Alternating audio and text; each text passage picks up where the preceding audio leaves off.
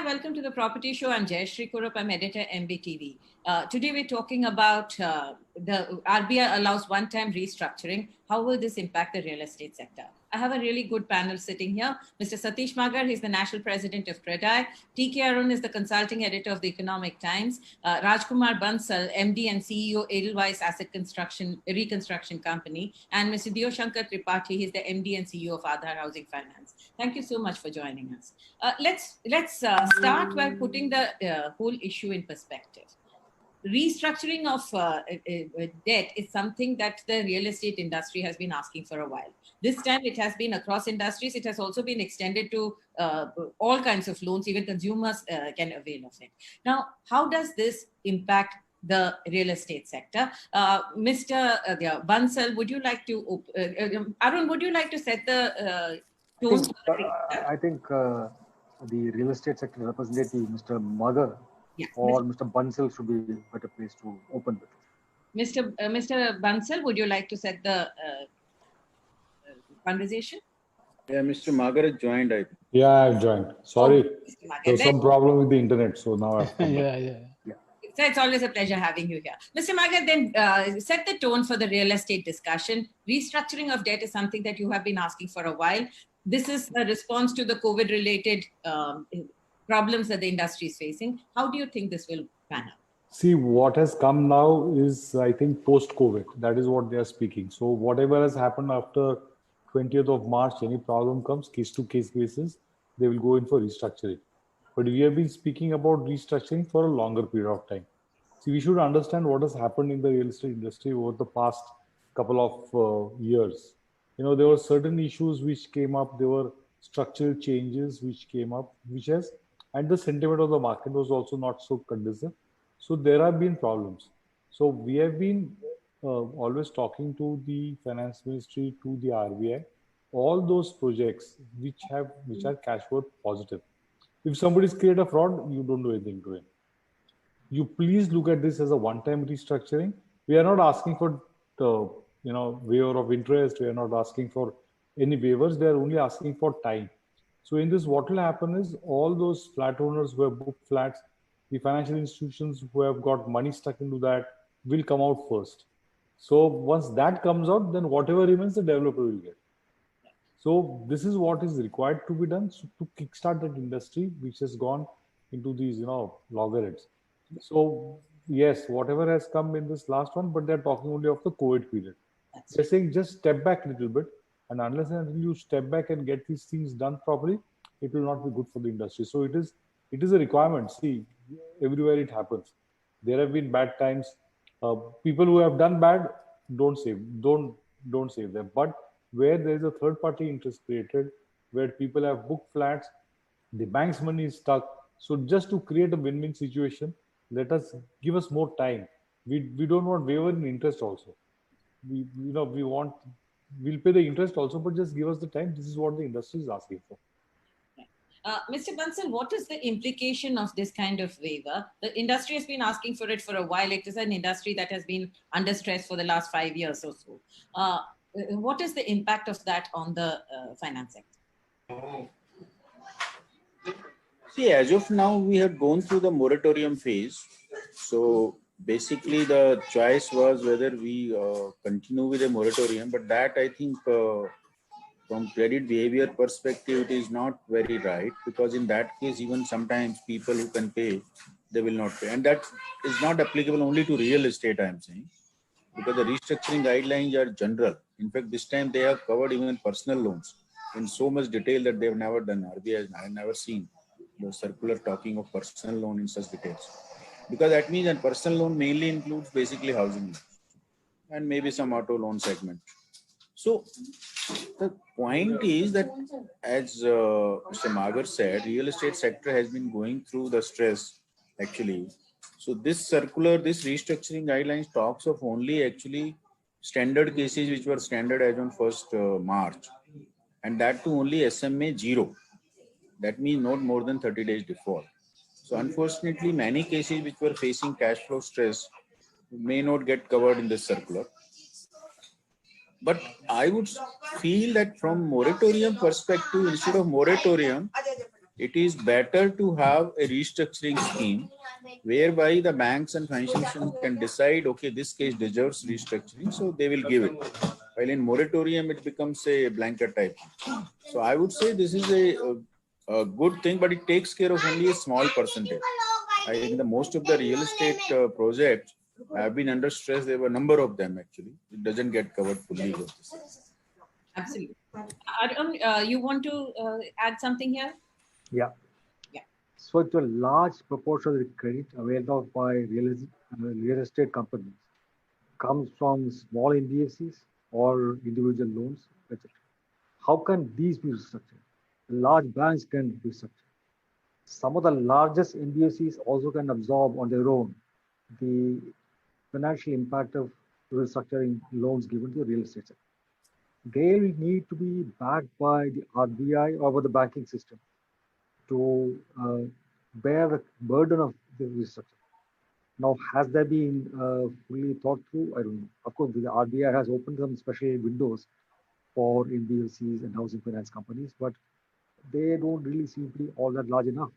And my larger concern is also the pace at which these things are moving. It was in September, almost a year ago, that this 25,000 crore fund was announced by the finance minister.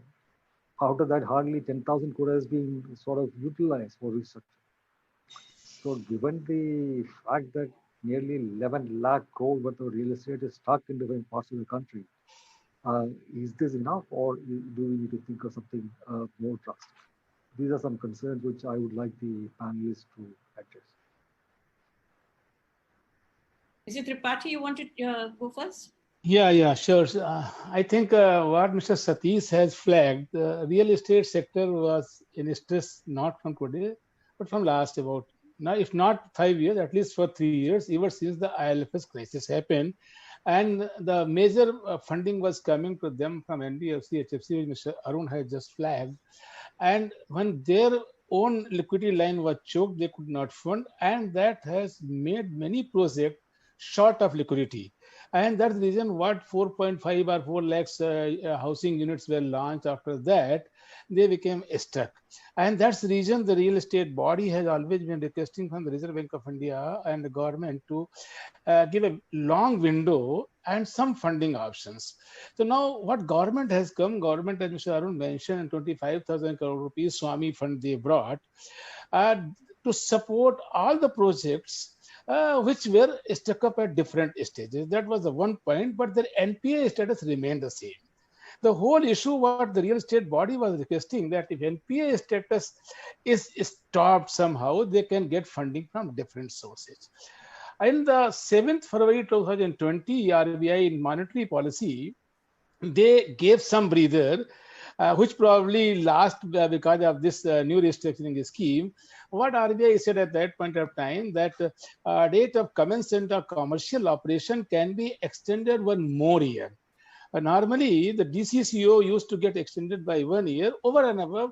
For the real estate projects only, they extended for 1 more year. It means whatever the payment was to start after the commencement date given in the project, when they receive the project, it was shifted by 1 year, then all principal and other payment were shifted for 1 year. But what about additional funding? Because it was because of mismatches when project delayed, and the loss of cost overrun happens. So then additional funding was required. That was one part. But though RBI gave 1 year window in February 20, but additional funding did not be arranged because the lenders were not inclined. The buyers were mostly not booking the under construction project because the last 2-3 years this trend has changed. They want to go to the ready to move property. And this particular scheme which has come, as Mr. Satish mentioned, it is only for the COVID. It is applicable for every sector, and that's a very great scheme which RBI has brought. I must agree what Mr. Bansal has said, but this defines only those projects which were standard on 1st March.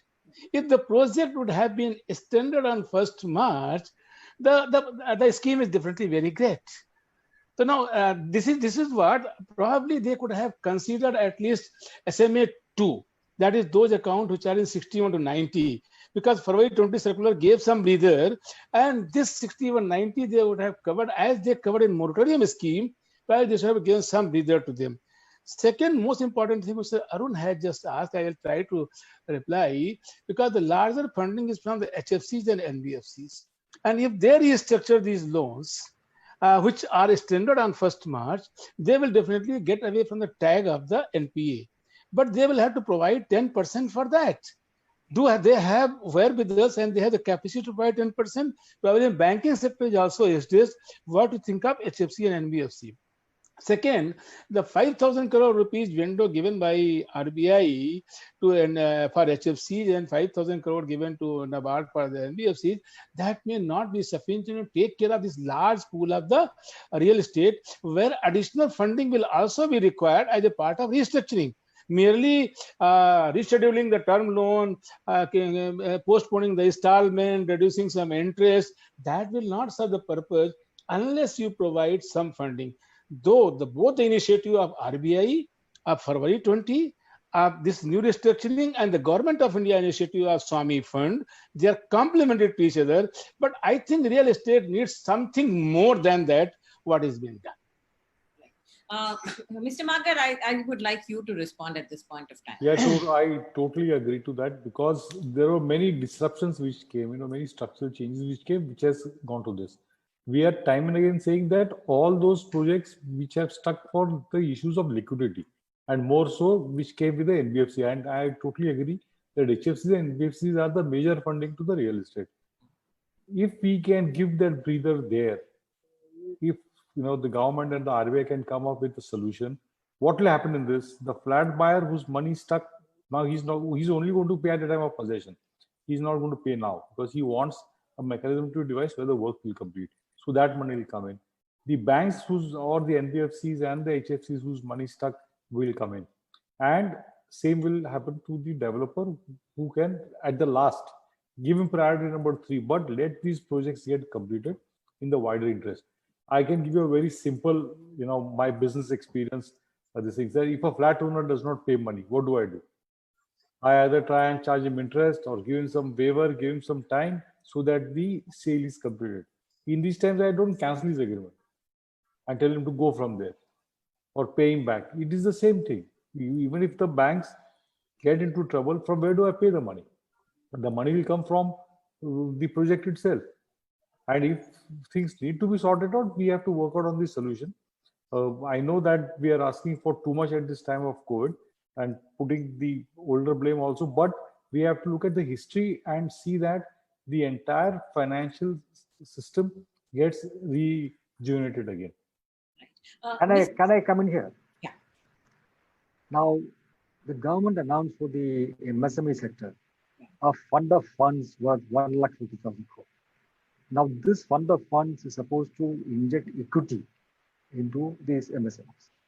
Right now, when hardly any fresh revenue is coming in, companies are not in the position to really service loans, or to take fresh loans purely to service past loans, and then being burdened with the requirement to service these new loans. So the ideal form in which they should get fresh capital is actually equity. Now, we have this examples from the past around the world. During the great global financial crisis, the US government took over Chrysler, General Motors, some banks, allowed them to get back on their feet. And once they started doing well in the market, they sold their equity and made a profit. So everybody was better. So why can't we think of something like this for the real estate sector itself? You should provide equity. And now the problem here is that there will be valuations will have to be formalized. That valuations might not fully suit the real estate developers or their companies. You got to take a haircut on the valuation to make these projects actually viable. Instead of giving a discount from your rack rate, you will probably have to lower the valuation and then come up with fresh price for your property, which might be you might be able to sell in the market. And then you'll be able to get capital which you don't have to service immediately. Why doesn't the industry think on these lines? Right. Shall we get Mr. Bansal to comment on this first? the fund of funds, actually, Arun's right. When you, for MSME, somebody can stick their neck out and about the real estate sector, because it is an economic indicator sector. You have to pull it out of the mess that it is in today. I agree. I think real estate sector is one of the most important sectors for the country from employment perspective as well as from the demand perspective for number of industries, especially steel, cement, and even otherwise hardware. I mean, a lot of things. And labor is deployed, I think, maximum in real estate only, if you really look at that. The issue is this fund of fund. Anyway, that was a concept. It is still yet to pick up for even SME. But the providing equity, I think our government or RBI has not reached that stage at all in any of the segments. Today, I mean, even when government launched a fund called Swami, and there also it has not picked up that fast, partly because the fund says that the existing exposure of the banks and NBFC have to be subordinate to these type of loans. Unfortunately, many projects are at that level that the cost of construction and the receivable from the flat buyers or owners may be almost equal. So there is not much money left for the existing lenders if a new loan comes, priorities, and which is, let us say, giving a loan and to complete the project till the time you complete it, there may not be much money left. But even otherwise, because of the valuation issues and because of the provisioning issues, many of NBFCs and banks have not agreed to give that type of priority charge to this fund. And that fund anyway, but the other issue is the fund has a lot of restrictions. And many projects which are stuck up today, whether it is in Mumbai region or even in Gurgaon, they are actually crossing that limit. Like say for Mumbai, it is something like 1.5 crore type or 2 crore type maximum. But the lot of inventory which is lying in Mumbai actually is in Lower Parel, Prabhadevi, Worli, these type of areas where the cost of one flat could be as high as 5 to 10 crore. So those, they don't fall into this category. So actually, if you see the restructuring we are discussing, but more than restructuring, real estate projects, actually most of them need funding. And today, because the problem after ILFS in NBFC, banks are not lending to NBFCs, and then NBFCs are not able to lend to real estate also. So many projects are stuck up because of that. And at least 25-30% have reached a stage where the developer has no interest left because he doesn't have left any equity left in that project. So that will be very difficult to fund. But I agree that if government can provide, like I understand SDFC and SBI are going to launch a fund soon, whereby they will take over the entire project and which will provide something like about 15,000 crore to real estate. So that will help. But we need more such funds actually, because a lot of projects are stuck up because they need construction finance. And today the problem is the construction finance. Mr. Magar, please respond to that, because what Arun raised, the point that Arun raised is that if equity comes in, valuations today have to drop for that equity to come at today's valuations. Once the valuations rise, then of course it's a win-win situation for both parties. See, today everyone is looking at the bailout not by giving subsidy or by giving grant, but by giving time and additional capital to complete the projects and move out of that. Because all said and done, the developer's stake is also there. His reputation is at stake. His land is at stake. Everything is at stake. It is not that he's taken out everything. So all these financial viable projects, yes, equity can come where the companies are structured, where it is a company. But there are so many LLPs, there are so many partnerships. We have very varied systems. So we'll have to create a mixed basket of many options, that which will fit in which. So because Farming Fund, same thing happened. In Farming Fund, because of the restrictions, it has not become so popular. But if you take it case by case, and the financial institutions who are the first primary lenders are work at it at open minds. See, everyone needs to take a haircut. We will take a haircut. We don't mind taking a haircut. But the loans which are at 18%, 16%, they also need to be looked into to see that the customer moves out first.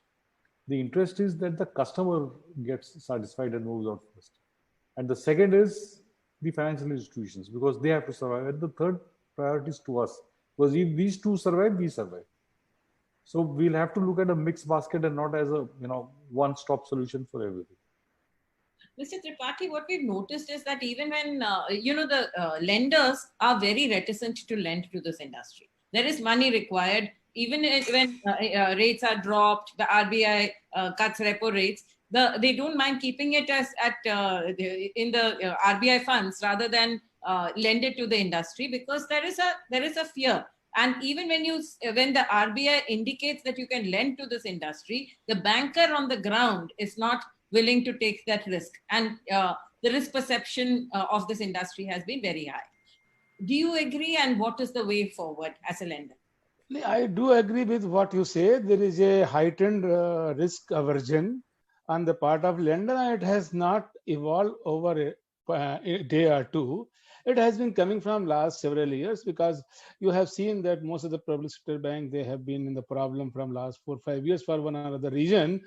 And unless they are sure that any decision taken by them is not going to be questioned, or forget about questioning by various bodies that government is reassuring, but it has to come on ground. What I personally believe, that all my panelists which have said, any sort of regulatory dispensation for a long time cannot help any sector. It is the money, liquidity, capital that can only help for revival of a sector. I think everybody is on the same page on that. So now here another problem which you are foreseeing, when the project are stuck up under construction stage, even the next funding the lenders are not doing, because they do not know when the labor will come back, when the construction will start. So the builders are in a typical situation. Laborers are not coming back. Next funding they are not getting. The housing loan, those who have booked, they are not releasing their next installment, because the various stages which are planned by the builder, they are not being completed. The entire things are boiling down on the liquidity only. How it is possible? You see, in the restructuring scheme itself, the RBI have very thoughtfully done that there will be a committee, Mr. K.V. Kamath and other persons, to evaluate, and they will decide the various benchmark and parameters, and then lending will happen. And then the restructuring will happen. That is what one thing. One thing Mr. Bansal also referred, when there are many lenders, to bring them on same page is also very difficult. So what is possible for the viable, the develop these projects of developers, if there should be a various committees for different cities are made, where the developer body representative be there, some financial expert be there, some third person be there, and they decide what is to be given, and not in a 6-month time frame. Because if you allow 6-month time to go, another liquidity problem will come. So if quickly something is decided, and once it is decided, the viability is proved, what equity has to come, what the loan has to come, then lender has to be given mandate that they should do. They will not be responsible. Probably the government has to come into this. Government has been making a lot of effort to revive the sector. But unless you bring some sort of such mechanism, even if restructuring takes place and additional funding is required, I have my own doubt that funding will come. And then again, it will go for a toss. So it is not regulator who can help. Regulator can give some time when sector is distressed. It is what some body has to be created to give reassurance to lender that if you are funding, the project will be properly monitored and project will take place. Another problem which you are going to foresee, I think Satish will agree with me, the new launches have been dropping very drastically. Whether you reduce repo rate or something like that, housing loan bankers are doing. Everybody is busy in doing housing loan. Housing loan is not an issue. But once the new launches will not happen, after 2-3 years, you will not have the project which buyers are looking for ready to move projects, where you will lend, where they will buy. Then again, you will another come in syndrome. Today, you are sitting on the high inventory. After a few years, you will be sitting on the low inventory. So that is also another dimension is going to happen. And real estate is one sector, what Mr. Bansal explained. It is you can say, the fountainhead for the economy, I tell you. And it needs to be revived, whatever is to be done. Arun, I want to comment on one thing, that when we look at the disbursals that have happened, the restructuring that happened in 2010 to 2014, there were several problems on the ground. It was not the most successful of exercises. Comment on that and put the question to the panelists, please. See, after the 2009 financial crisis, the government and the RBI took a conscious decision to allow liberal flow of credit. So that was the prime concern, that the economy should not tank. And in that goal, they met with success. India was one of the most resilient economies after the global financial crisis. We didn't have much of a slowdown. In fact, immediately after the crisis years, our growth picked up. But because of this easy flow of credit, without really looking at the viability of the projects and the prospects of these companies being able to service their loans, those loans ran into problems. Those are reality. Now, let us look at the current picture. Today, you find a whole lot of retail investors flooding into the equity market, directly or through mutual funds.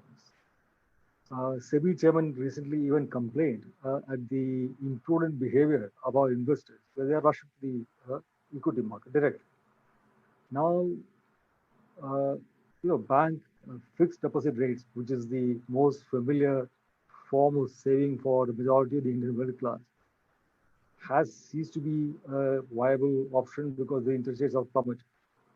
Then people switched to investing in mutual funds. But debt mutual funds or equity mutual funds, these guys started letting money to promoter holding companies, which turned out to be shady, and many of them they just couldn't take the hit taken by these borrowers when they collapsed. Franklin, as you know, even had to suspend 6 schemes. So in desperation, they are actually going to the equity market. Now, this is a time actually for the country to develop a viable bond market. Now, everybody was saying we need capital. Why can't the real estate sector raise capital directly from the bond market, directly from retail investors?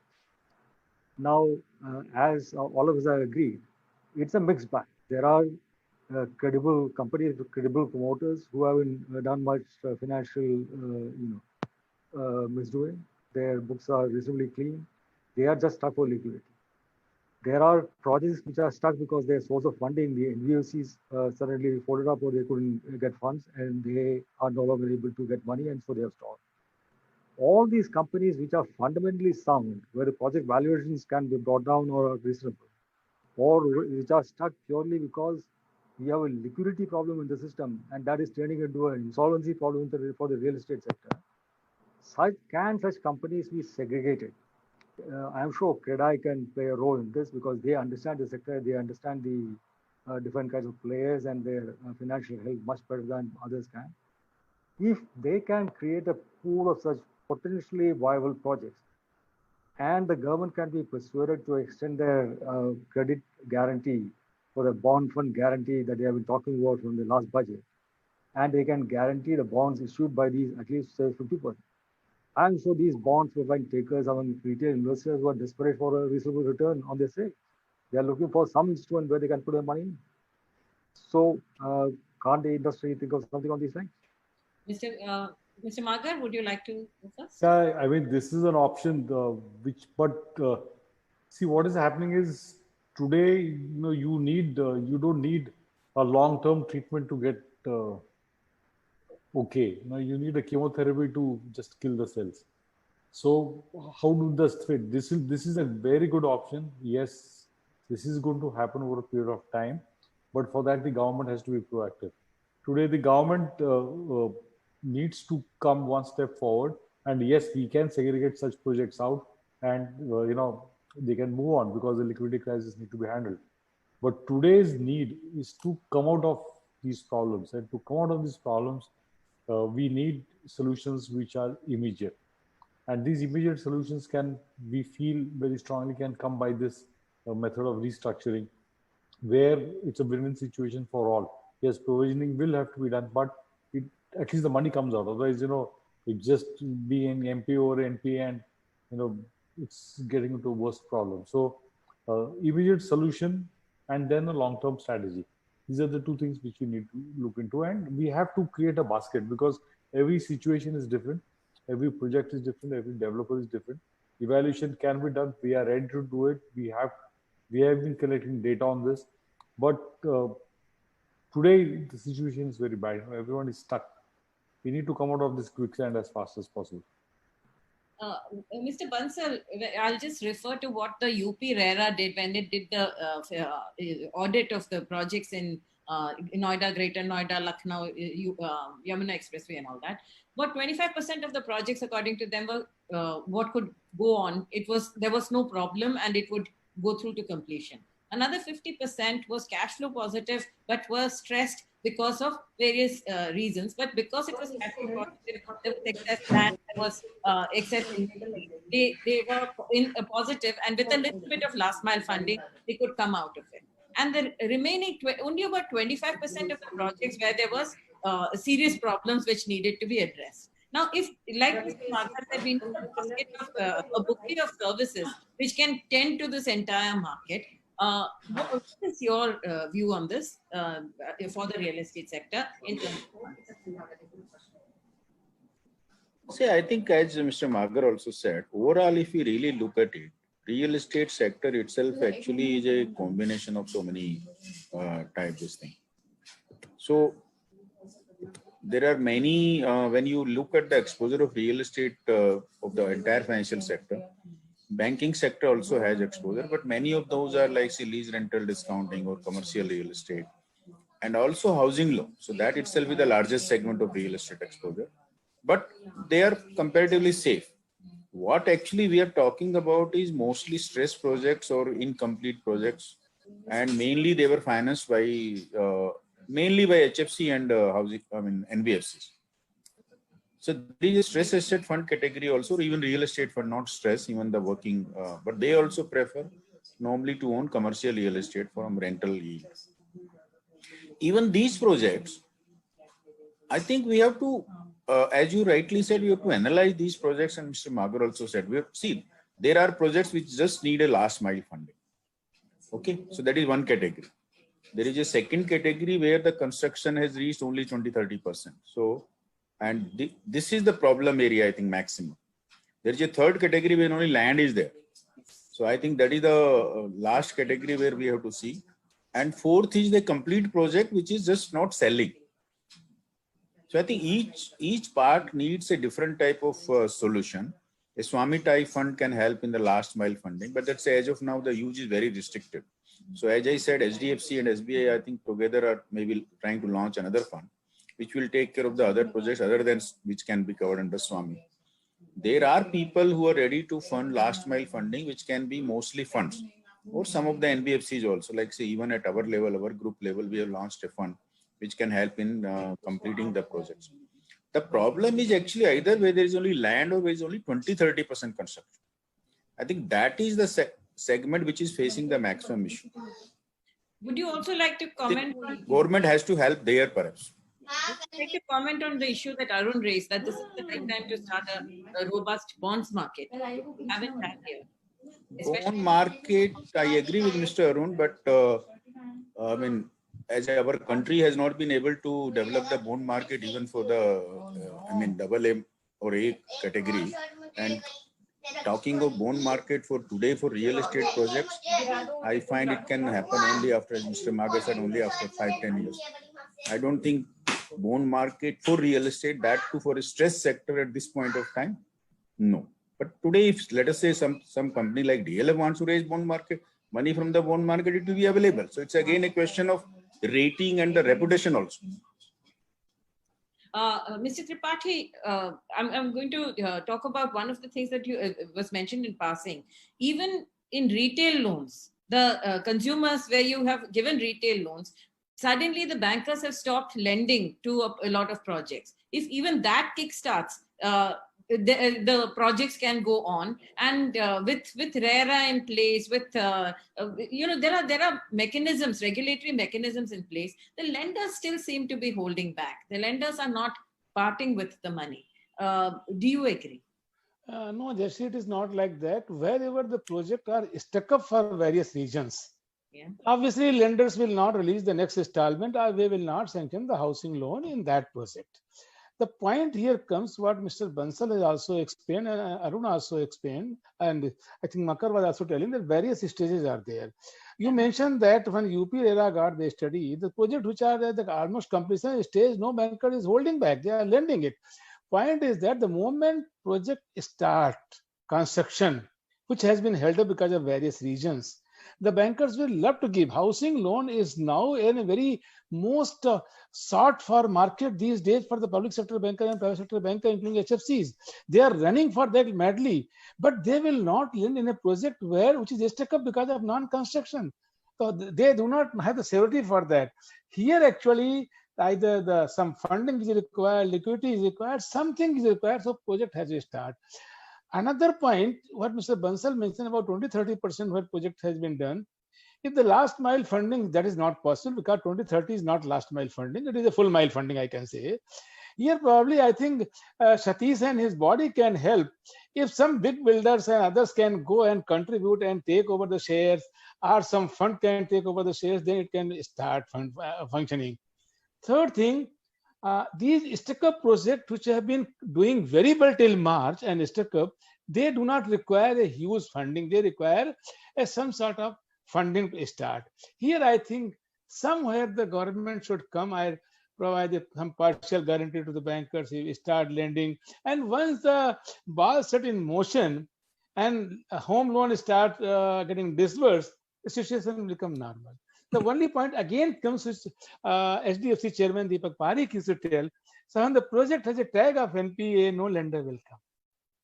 So unless the tag of NPA goes away, it will not happen. Now coming to the present restructuring scheme, December 20 is the invocation date. August moratorium is getting over. Even those projects which were not NPA, by the time the project cost is 100 crore rupees and above, you will require a rating evaluation, you will require, if the many lenders are there, you will require a lot of ICA agreement has to take place. And if it takes 3-4 months time, the project will become NPA in that period of time. Only when the invocation date, if the account becomes NPA and implementation date happens, then account will be upgraded. But between the invocation date and August 2020 afterwards, what will happen? Many projects might come into NPA. Another point which I am trying to say, 2 years period for the real estate looks, though RBI can't give 5 years period, but 2 years period for the real estate projects for the fresh funding to come is difficult. I think if the regulator can divide between these two things, the fresh funding can take its own viability and own time, and the earlier funding will have only 2 years extension. Probably if some sort of SOP is given in the restructuring scheme, that might be helpful. I am fully aware that lenders are ready to give home loan, provided they see there is a light in the tunnel. I have one point to say in this. In today's situation, after the work has started post-COVID, the disbursement of housing loans is a big issue. The financial companies, institutes, the banks are extremely averse of giving loans. They're asking for all sorts of documents from the the flat purchaser. Even construction finance disbursement is very stressful now. So what is going to happen is, if all this, everyone is going to be cautious. These projects which are not under NPA, who are doing well, who have got all the wherewithals, are also going to running towards that situation now. I will answer to Satish to you. This is a fact what you have told, but it's a partial fact. What happened when the COVID started, and a lot many people, they lost their job, their salary cut happened. Then the lenders are, why they are asking, they are trying to evaluate the person whom we are going to give loan, whether the cash flow is available or not. Giving a loan today to a person whose cash flow is not available, making account NPA after 3 months. I am a lender. I am telling you, in July and June itself, I have done 75% what I did last year. But I have also given instruction that you have to ensure that there is a cash flow impact was not there. So this is situation. This is directly in relationship with the economic position today and how the demand revives. It is not, if you expect that lender will disburse a loan to a person whose job is lost, then one problem will shift to the lender. So again, we have to understand each other's concern. Wherever the cash flow is not starved, I understand the HDFC disbursed 6,000 crore last month. I understand. I'm not sure whether the number is correct, but I understand there's a huge disbursement. The bankers are also changing, but they are evaluating the present availability of cash flow of the borrower, which is the prime source of the assessment along with the property. That we need to understand. Arun, yeah, Yeah. please. Yeah. So clearly, we have a situation where one segment of the industry can go ahead and complete their projects if they avoid the NPA tag and thus qualify to get some fresh funding from various sources. Second set of projects which cannot avoid an NPA tag because they are in a very bad position and they will not get fresh funding given the level of completion or progress they have made in their projects. And there are some which are just possibly land and hardly qualify as projects that have gone anywhere. Now, what everybody requires is fresh dose of funding. Let's understand that in this country where urban growth is supposed to take place at a very rapid pace, if India is to prosper, that prosperity has to come not from agriculture and the rural sector, but from industry and services. And these grow in towns. So towns basically means real estate. You need to actually build lots of office space, residential accommodation where people who work in these offices will stay. And ultimately, this is real estate. So real estate is something the economy requires and has to be financed. But we don't have a proper system of financing real estate, and they depend upon some formal HFCs and NBFCs, and the rest is all short-term money roll over for 3 years for projects that are 7 to 10 years, from land acquisition to completion, handover to the company. Now, this structural issue of how to create a financing, viable financing for the real estate sector has to be solved. But apart from that, right now, if those companies which are reasonably in a good shape to complete their projects, if they get some money, they'll get it. But what is the corporate structure in which they'll get money, or the other companies which are only 30% complete, how will they get their money? So this is where you need to think of, corporatizing companies which are not corporatized, so that capital can come in. You need to think of pooling the viable projects so that some large investors, such as say the Employees Provident Fund or the National Pension System, which are sitting on huge pools of funds and are earning very low rates of return on their capital for the pensioners, they can actually deploy the funds. So there has to be some reasonable assurance. And the government has set up a corporation for the specific purpose of guaranteeing bonds in order to promote a bond market. And real estate is something that the economy needs and will be built and has to be built. There is no reason why the government cannot guarantee some of the better projects so that large pools of savings such as the National Pension System and the Employees Provident Fund, there's no reason why they cannot allocate some of the capital in the sector. But somebody will have to ensure that these are the projects in which they invest are viable and they are categorized as viable, given a credit rating, and there is some kind of guarantee from the government's credit guarantee corporation. I think it is possible to induct capital into this, provided some of these steps are taken. I think the financiers whose money is at stake in these stalled real estate projects, as well as the real estate sector industry itself, if they get together and formulate a plan, I'm sure the government will back them up. Mr. Bansal? Yeah, I agree with Mr. Arun in that sense. So same thing which I was mentioning, we have to differentiate the different projects. So there are projects which, as he is explaining, they have viability and they are huge projects even for, let's say, affordable housing type, where somebody can provide equity also. But structuring of the entire real estate industry has to change. Many governments also charge, I think, heavily from the real estate sector. That also has to be reduced. Even let's say city like Mumbai, perhaps 30-40% goes to only government. So your cost has to be reduced. But there are some projects which are stuck up, and I think which people have to agree, including financiers and real estate developer.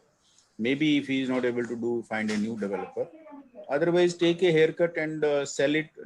We have tried that in IBC also as lenders. But somehow IBC is also not worked that well in real estate sector because of a lot of issues with flat buyers and all. So I think it has to be a mix of everything. there are good developers. They can raise money even from bond. They can even raise equity from the. There are a lot of funds available from overseas also, though their yield expectation is high. So if we can create some sort of that fund, whereas Mr. Arun said the money can come from long-term investors like PF and pension funds, and their yield expectation would be lower. See, if you see as a group, we have done recently Bharat Bond. I mean, we have seen so much inflow in that. Why? Because one, the bonds are issued by almost AAA type PSUs, and it's a safe product. It provides liquidity also.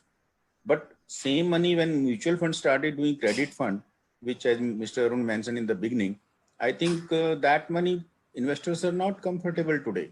So if they get liquidity as well as safety, I think they will be very happy to invest money, even the normal public. But so you have to divide this, and we have to take a haircut wherever it is required. If I request, like say RBI would have allowed even SMA 1 and 2 projects for restructuring, I think that would have helped. 10% provisioning, I think lenders may not mind, instead of avoiding and instead of making it NPA, then not able to do anything. It is far better to do a restructuring and take 10% provisioning hit.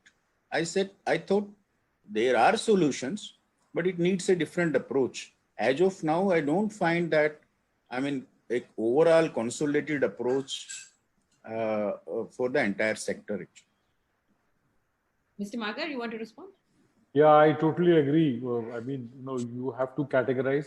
You have to take case by case, as everyone has been saying on the panel, that we need to have a mixed bag solution, a bouquet of various. In fact, it has to be a menu which goes all across the board. And yes, those who have done financial irregularities, they should be punished. We are not for them. But because of this liquidity crisis, wherever there are products which are being stuck up, this SMA 1 and 2 needs to be bought in, so that instead of nothing happening, at least things will become much smoother in times to come. Mr. Tripathi? What Mr. Arun has said, this is a wonderful suggestion. I think all of us have agreed. It is very clear that some project requires short-term solution and the long-term solution industry requires. Present, the unlocking of the wealth, which is in a stuck-up project, is there. That is a priority which will revive the economy and employment on a very faster scale. And if the government of India, the way they have provided emergency credit line for the SME, not to that extent of 3 lakhs crore, I can say, 25,000 crore Swami Fund will take care of the stuck-up project. Those projects which can be revived with a small fund. If there are some guarantees given to the bankers and they can lend to those projects, even if the tag of NPA is there or something is there, only RBI has to declare that even account is NPA, the fresh funding that is already process is there. Fresh funding will not be treated as NPA. So these projects, when they come into the line, the cycle will start moving. That is one point. Second thing, another very important point, Satish will agree, entire supply is only 10% from the top builders. I may not be having the correct number, but entire supply is only 10% from the top builders. The major supply in the low income affordable comes 90% from the informal builder. We don't know them.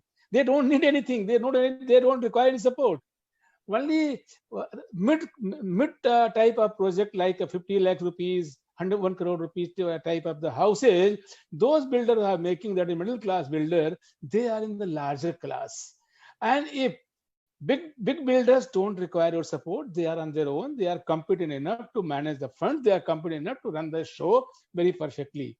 The whole lot is required to the mid type of project, which might require 200 crore, 300 crore, 100 crore rupees. To revive those projects, the home buyers will get their home, which they are waiting since long, and the economy will also improve. So I fully agree with Arun that presently we require a solution for next 2-3 years, and then the long-term solution can take its own time.